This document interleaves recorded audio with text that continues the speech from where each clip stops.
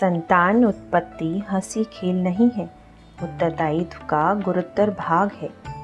पंडित श्री राम शर्मा आचार्य जी। बचपन के संस्कारों में जीवन का बड़ा महत्व है। ये संस्कार बीज रूप से बच्चे के मस्तिष्क में संग्रहित रहते हैं तथा उनके कार्यों को संचालित किया करते हैं। पंडित श्री राम शर्मा आचार्य जी। पुस्तक का नाम मनचाही संतान। पुस्तक का परिचय। हर माता पिता मनचाही संतान पाना चाहता है, परंतु उसके पीछे का रहस्य किसी को नहीं पता। क्या हो यदि हमें वो नुस्खा मिल जाए जिसके द्वारा हम अपनी संतान के चरित्र, चिंतन और आचरण को अपने अनुसार ढाल सकें। तो आज आपके सामने कुछ ऐसे विलक्षण तरीके प्रस्तुत हैं जो बालकों के उत्तम विकास में अत्यंत महत्वपूर्ण भूमिका निभाते हैं। एक नन्हे बच्चे के मस्तिष्क में वे सभी बौद्धिक शक्तियाँ होती हैं जो हमारे विकसित मस्तिष्क में हैं। हमारे हर्ष, द्वेष, क्रोध, प्यार, तिरस्कार, द्वेष इत्यादि समस्त भावों को उसका नन्हा मस्तिष्क ग्रहण करता चलता है।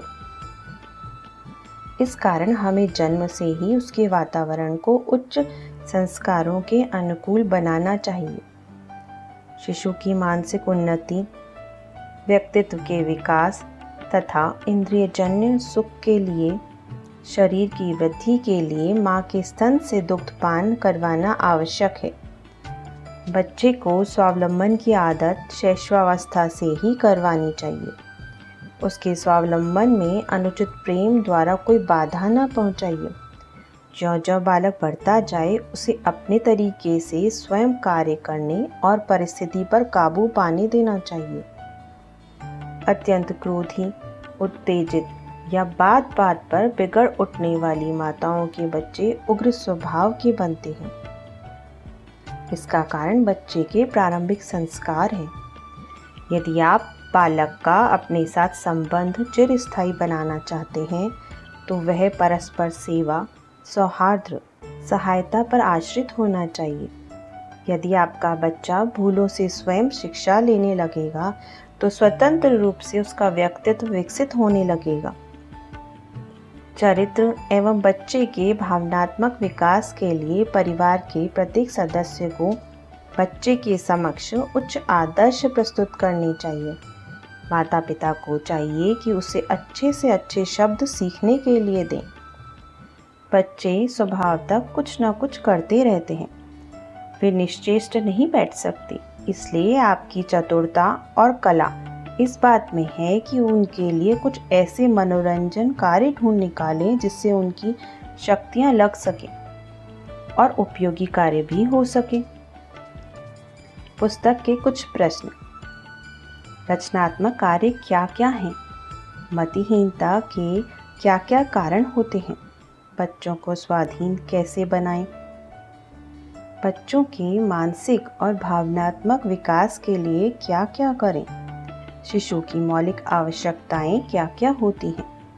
प्रारंभिक संस्कारों का बालकों पर क्या प्रभाव पड़ता है? उद्विग्नता का बालक पर क्या प्रभाव पड़ता है? इन सभी प्रश्नों का उत्तर लेकर आपके समक्ष प्रस्तुत है एक लघु पुस्तक जो संतान में सभी सद्गुण समाविष्ट करने के उपाय बताती है।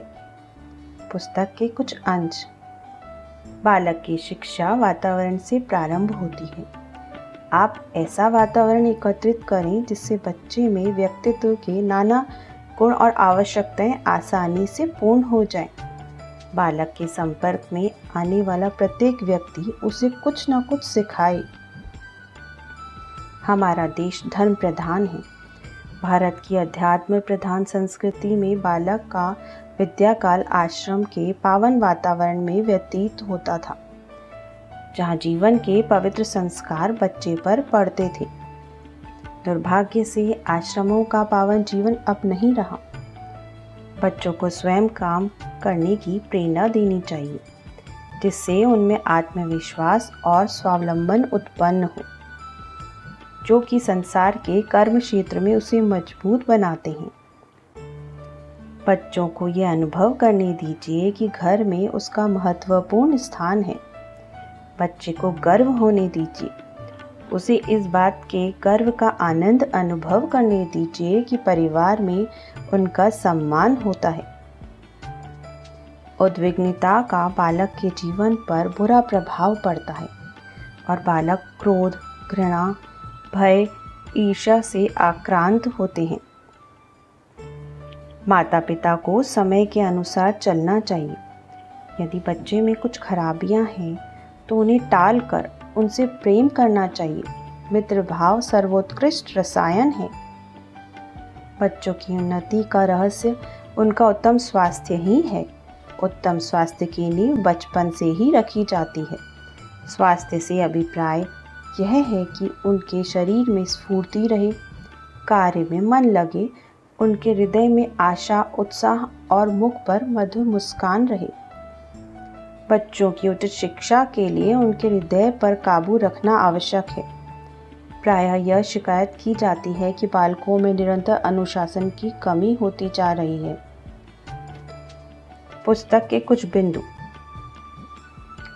प्रारंभिक संस्कारों का महत्व, शिशु की मौलिक आवश्यकताएं, बालक प्रथम 3 वर्ष, शिशु के व्यक्तित्व का निर्माण, माता पिता की महान जिम्मेदारी, बच्चे का मानसिक एवं भावनात्मक विकास, बच्चों को स्वाधीन बनाएं, बच्चों की दुर्बलताएं तथा सुधार, बच्चे की मानसिक ग्रंथियां, आत्महीनता की ग्रंथियां, बच्चों के शौक तथा रुचिकर कार्य,